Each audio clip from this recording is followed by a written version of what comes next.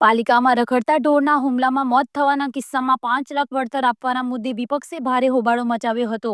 તેના જવાબમાં સત્તાપક્ષ અને ચીફ ઓફિસરે શું કહ્યું તે આવો સાંભળીએ। નિર્ણય શું એ નક્કી કરો એ 5 લાખ વળતર ચૂકવવા પાત્ર છે કેમ અને જો એ પછી કોર્ટ નક્કી કરશે અને કોર્ટ 18% વાર્ષિક વ્યાજ સાથે ચૂકવવાનો હુકમ કરશે તો 18% વ્યાજ ચૂકવવાની જવાબદારી સ્પેસિફિક કોની એ તમે નક્કી કરી ઠરાવમાં લખવાનું। એ વાત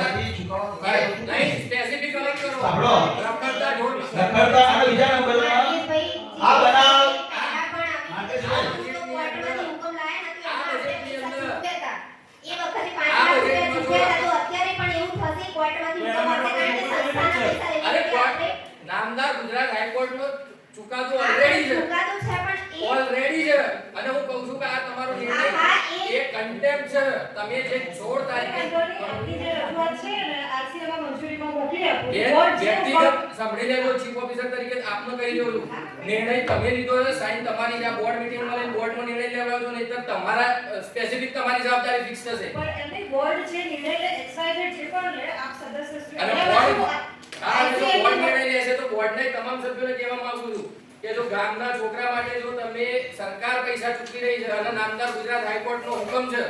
તમે લોકો જો એની અંદર સરકાર નહીં આપો તો તમે પણ એટલા જ ભાગીદાર થશો।